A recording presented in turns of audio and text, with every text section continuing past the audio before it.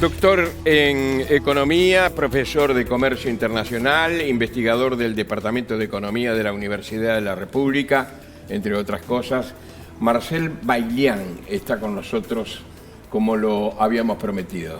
Gracias por venir. ¿Qué tal? Buenas Bienvenido. noches. ¿Cómo están? ¿Todo bien? Se está mejor aquí que en la reunión del Mercosur, ¿no? Y sí, seguramente. Sí. No sé, depende en qué momento. Ahora ya están de cena, más relajados. A veces se pasa bien a la reunión del Mercosur, pero no se ve. ¿Qué balance hace? Claro. ¿Qué balance hace? Las primeras repercusiones. Bueno, mis únicas informaciones son de prensa, en el plano estrictamente fuera del Uruguay, en lo que es la agenda del Mercosur. Creo que lo importante, digamos, parcialmente un resultado favorable, es el hecho que se aprobó. Creo que es la única decisión importante de las muy pocas que hubieron, es la reducción del arancel externo común, que aprobaron los 4 países. Entiendo que Brasil iba con la propuesta del 20% y que Argentina se opuso de todas formas. En segunda instancia, lo que quería Brasil era que Argentina quedara con la libertad de reducir el 10, pero que todos redujeran el 20. Argentina también se opuso. Creo que ahí hubo un cierta no alineamiento entre Itamaraty y el Ministerio de Economía de Brasil. Tampoco fue un consejo mercado común con todos los ministros, porque el ministro de Economía de Brasil no fue, la ministra de Argentina tampoco. Y finalmente Brasil, que quería sacar algo, optó por el 10%, pero ya todos sabemos que Brasil bajó un 20% del arancel. Necesitaba Brasil la decisión sobre el 20% porque quería pasar una ley por el Parlamento, porque la manera en la cual redujo el 10% fue una manera relativamente más frágil. Y ahora le queda a Uruguay a ver qué hace, ¿no? Es decir, yo creo que debería seguir a Brasil y reducir un 20%. Sigue siendo una reducción simbólica, ¿no? Porque el arancel externo común está totalmente desalineado de lo que es un arancel natural y normal para economías de este tamaño, ¿no? Somos economías extraordinariamente proteccionistas, ¿no? La cumbre pareció ser bastante menos tensa de lo que, claro, sí, de lo que amagaba. Alberto Fernández cuidó mucho el lenguaje, la gestualidad, no se repitieron los enfrentamientos públicos de la otra vez. Lo trató de amigo a la calle, dijo que estaba dispuesto a hacer un acuerdo de los 4 con China, no se sabe si para encajonar o qué. Y hubo unas declaraciones muy importantes, no sé si llegaste a verlas, de Lucas Ferraz. Sí, lo conozco bien. Y él dijo Lucas hoy que no hay ninguna regla de Mercosur que le impida a los países haber diálogos bilaterales con otros países. Defendió a Uruguay, defendió la idea de flexibilizar. Y dijo, se mostró totalmente alineado con Uruguay. O sea, y fue la máxima autoridad de economía que fue de Brasil. Sí, yo creo que ese, en segunda instancia, porque se hizo mucho, fue con la cumbre sobre este aspecto, por eso traté de No, me refiero a qué lectura hace a eso sumado. Bueno, es algo que ya se venía. Yo creo que eso es un gran resultado que ha tenido Uruguay y que en cierta medida revela otra cosa, es decir, que Uruguay está haciendo esto, pero de algún modo está alineado a lo que Brasil está queriendo hacer con su política comercial y darle un giro y ciertos señales relativamente concretas en la dirección de la apertura, ¿no?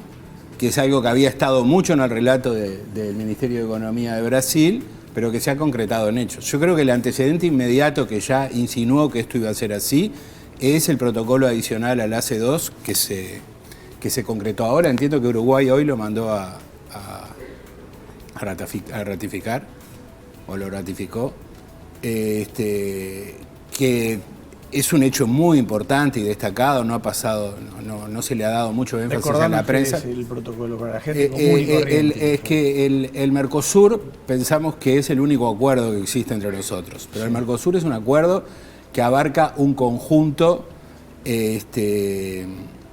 abarca un conjunto de sectores que no son todos. El sector automotriz está fuera de la liberalización del Mercosur y el azúcar también. Y todos los países del Mercosur tienen acuerdos bilaterales entre sí, algunos que son muy parecidos al Tratado de Asunción, es el ACE14, el bilateral entre hace porque es el Acuerdo de Complementación Económica número 14 en el contexto del Tratado de Montevideo de la LADI. Y Uruguay tiene lo que era el antiguo PEC, que es el Acuerdo de Complementación número 2 de la LADI. En ese acuerdo lo que se acaba de aprobar es que Brasil le otorgó a Uruguay algo que fue una reivindicación nuestra desde el fondo de los tiempos, que tiene un significado muy importante para el Uruguay, que es poder marcar origen en zonas francas y entrar libre de aranceles. Desde las zonas francas. Desde las zonas francas en el contexto del conjunto de los bienes. Acá es una cosa un poco complicada. No se está escuchando. ¿Querés que saque esto? Está haciendo ruido, perdón. Del conjunto de los bienes que están liberalizados por el ACE 18, que es el Tratado de Asunción o el Mercosur. Sí, que está por fuera de eso del Mercosur, el automotriz y el azúcar. Es una concesión muy importante. En la argumentación de eso ya estaba insinuado por primera vez, negro sobre blanco, que Brasil entendía o reconocía las posibilidades de que Uruguay avanzara de manera autónoma en acuerdos con terceros. Y eso es una señal fundamental para el bloque, porque esta restricción de atarnos las manos en negociar con terceros es como el aliado natural, el amigo natural de un bloque que es esencialmente cerrado. ¿Por qué? Porque sus países fundamentales son economías cerradas. El funcionamiento del Mercosur es nada más que un subproducto de eso, ¿sí? Y para que eso pueda funcionar como un bloque cerrado, era necesario establecer tales restricciones en las relaciones con terceros que esas no avanzaran. ¿Me están siguiendo? Sí, claro. Y el hecho de que empiece a avanzar es una forma de indicar de que el rumbo es otro, porque van a cambiar los incentivos de los países, y en particular creo que lo novedoso, lo original, el hito de esta cumbre en relación a este aspecto específico, que queda señalado con total elocuencia y claridad en lo que tú acabas de leer, es la posición de Brasil en relación a eso, lo cual le abre un camino al Uruguay y esperemos que también a todo el Mercosur, ¿no? Porque en el mundo, la liberalización regional, la liberalización con los vecinos, con los que están cercanos, no es sustituta de la liberalización extrarregional, es absolutamente complementaria. Como somos cerrados hacia afuera, somos cerrados hacia adentro. El Mercosur avanza en base a hechos consumados, vos lo has dicho más de una vez, porque no hay nada vinculante que detenga a un país a hacer determinadas cosas más allá de disposiciones puntuales. Esto que decías vos, este avance de Brasil en cuanto a darle mayor flexibilidad al bloque, es un hecho consumado que más allá del gobierno de turno va a quedar plasmado. La pregunta es, el gobierno de Bolsonaro dio señales positivas en cuanto a, sobre todo de que los países del Mercosur se abrieran al mundo, pero con el cambio del signo político, si llegara Lula, ¿va a cambiar eso o ya es una política de Estado que va a trascender a los gobiernos?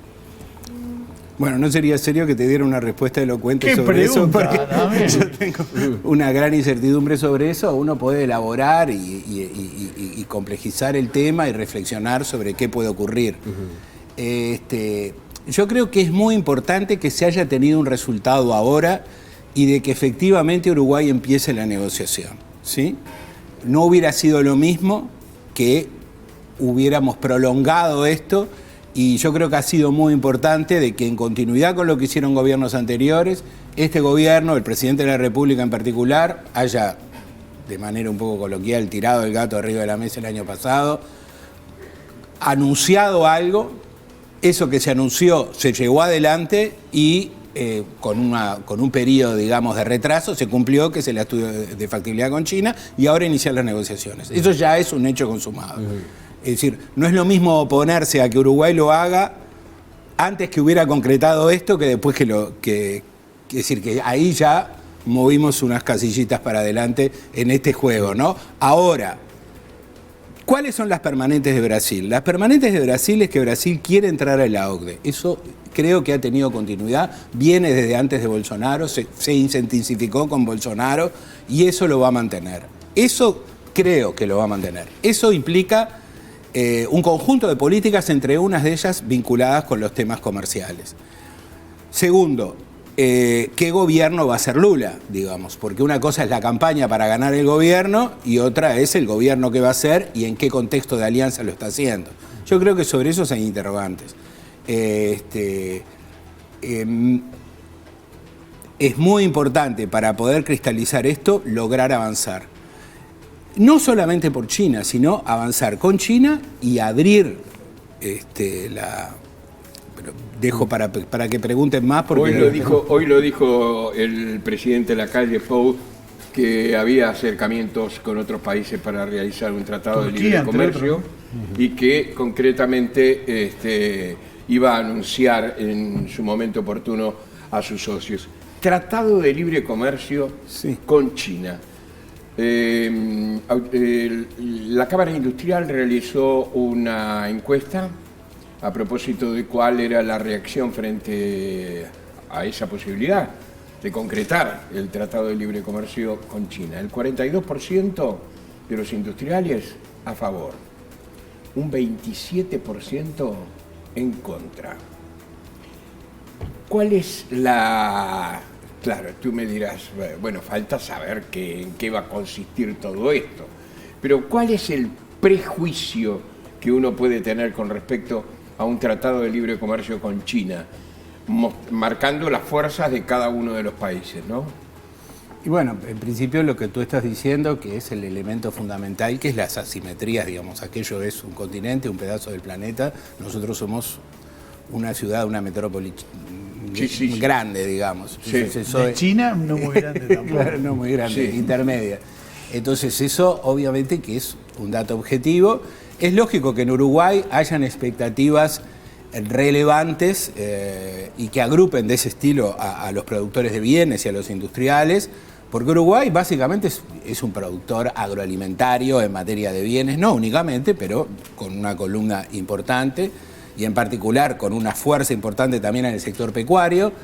En ese sentido hay una complementariedad comercial bastante evidente. Por otra parte, nuestros rivales exportadores en China entran en condiciones preferenciales, por lo tanto, emparejar eso, lo único que pueden ser son buenas noticias, mejoras de precios. Australia, Nueva Zelanda. Ahora, ese es como el efecto directo más concreto que a veces se cuantifica, pero creo que es un efecto menor en relación a lo que implica hacer un acuerdo con China. Porque los efectos más importantes para un país como el Uruguay son indirectos, mucho más difíciles de medir, son dinámicos, se transcurren en un periodo de tiempo mucho mayor y pueden, si el acuerdo con China no nos diera nada, pero cambiara la posibilidad de que Uruguay hiciera acuerdos con terceros por haber pasado este Rubicón, claro, eso ya sería una ganancia majestuosa para el país. Es un efecto indirecto. Bueno, por otra parte, China ya no es solo un vendedor de manufacturas baratas, ¿no?, que van a inundar nuestro mercado, que no existe. El tamaño del mercado actúa como una protección, porque nadie tiene el interés, digamos, no pagamos los costos fijos de montar grandes redes de distribución para un mercado tan pequeño. Entonces, esa amenaza está disipada. Pero China también es una fuente hoy de progreso técnico y de tecnología, digamos. El comercio básicamente vale, no por los aranceles que dejamos de pagar, por eso vale también, pero vale básicamente por los efectos dinámicos. En una economía pequeña el progreso técnico entra por los bienes de capital que compramos, por los insumos que compramos. Son los efectos dinámicos sobre la productividad y sobre el crecimiento los más importantes. Y hoy Uruguay es una economía que para el tamaño que tiene y para el ingreso per cápita que tiene es relativamente cerrada. Entonces, en la medida que nosotros instrumentalicemos y operativicemos esta iniciativa con China en el contexto de una reforma comercial más amplia y más ambiciosa, que se quede no solo con esos mercados y que no se restrinja solamente a políticas preferenciales, sino que haga los deberes domésticos respectivos, yo creo que ahí el contexto, la perspectiva es otra y Uruguay tiene mucho para ganar. Y me alegra mucho que la Cámara de Industria, que uno podría, hoy decía Washington Durán de mañana en un programa, todo el mundo espera que nosotros vengamos con la oposición a esta iniciativa, y más bien ha sido lo contrario. Y eso yo creo que es es una muy buena noticia para el país, para empezar, porque creo que desde el punto de vista de las organizaciones sociales, pero también del sistema político, cuanto más alineado estemos, mejor nos va a ir en la negociación. Sin embargo, hoy Paraguay mostró cierto reparo, ¿no?, a nivel de la industria y lo que puede suponer a nivel de amenaza en la región. ¿Qué rol viene a jugar Paraguay? Buena pregunta. Es decir, a mí me asombra que Paraguay ha tenido la historia en el Mercosur de alinearse con lo que, con la orientación de Brasil, ¿no? En este caso ha sido distinto y se ha puesto en una posición... Está el factor Taiwán también, ¿no? Defensiva. Está el tema Taiwán. El temor ese que en voz de Paraguay, lo que podría ocurrir sería que nosotros estuviéramos siendo una plataforma de ingreso de productos chinos transformados en Uruguay que entraran a la región. Eso, desde el punto de vista técnico de cómo funcionan los acuerdos preferenciales de comercio, se arregla de una manera muy sencilla, ¿no?, que son las reglas de origen, ¿no? Estados Unidos tiene un acuerdo con México y con Canadá. México tiene acuerdos con todo el planeta, porque uno cuando eso es lo que hay que entender, ¿no? Cuando uno hace un acuerdo con una economía como China, tiene incentivos a hacer acuerdos con todo el mundo, ¿no? Cuando México hizo el acuerdo con Estados Unidos, tiene incentivos para hacer acuerdos con China, con Japón, con la Unión Europea, con todo el mundo. Y sin embargo, Estados Unidos no se preocupa de que, o se preocupó, y eso se resuelve en las reglas de origen que tengan para circular en la zona. Entonces, es una preocupación, se plantea, y es algo que se tiene que gestionar. Pero no creo, y los ejemplos comparados muestran de que eso es lo más corriente que hay. Porque, a ver, ¿qué es lo no corriente? ¿Qué es lo atípico? El funcionamiento del Mercosur. Porque uniones aduaneras en el mundo que funcionen como tales, hay 8 o 9 notificadas en la OMC, pero realmente la única unión aduanera emblemática del planeta, que es más que una unión aduanera, es Europa. Y esto no es una unión aduanera, ni lo va a ser. Entonces, esta restricción de negociar en común con terceros, porque una unión aduanera es una acción comercial, es una restricción en todo sentido para el Mercosur absurda. Que los países que negocian en un bloque, mucho más importante que eso para Uruguay en términos de decir de que esta es algo proactivo para el Mercosur, que es algo que se va a plantear en los próximos meses, para ser un buen socio en la negociación y con nuestros vecinos, es hacer una regla dura de nación más favorecida con nuestros vecinos. ¿Esto qué quiere decir?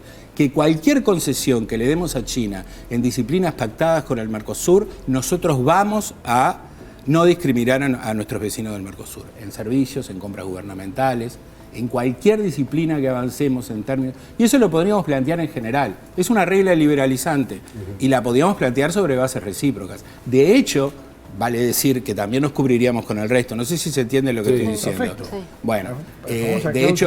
cláusula. Famosa cláusula de la nación más favorecida. Pero para el bloque, Lo igualamos. no en términos multilaterales, Sí, sino sí, para los países del bloque, ¿no? Es decir, en servicios, tenemos ya en el artículo 1 del Tratado de Montevideo de Servicios del 97, nación más favorecida. Bueno, apliquémosla en compras gubernamentales, lo mismo, y así en todas las disciplinas respectivas del acuerdo con China. Yo creo que eso de alguna manera mostraría que el afecto societatis del Uruguay con el Mercosur se mantiene y que la voluntad integracionista con terceros está alineada con poder más integrarnos entre nosotros. Tengo una cortita, o por lo menos una respuesta cortita. ¿Es una política de Estado de Uruguay esto? O sea, recordando que Tabaré Vázquez con Xi Jinping se juntó en 2016 y Xi Jinping dijo, bueno, bienvenidos a este comienzo de negociaciones. Bueno, yo creo que el que empezó fue Mujica, ¿no? Sí. Claramente yo creo que Xi Jinping no debe haber muchos países del mundo que conozcan a los últimos 3 presidentes de manera directa. Y de hecho, Mujica, Xi Jinping vino acá, no era presidente en ese momento, era vicepresidente. Después Tabaré Vázquez hizo la recíproca, estuvo en China. Después hubo una reunión de China para toda la América Latina, el Fondo Chino Latinoamericano, que se hizo en Punta del Este, inaugurando el centro de conferencias de Punta del Este.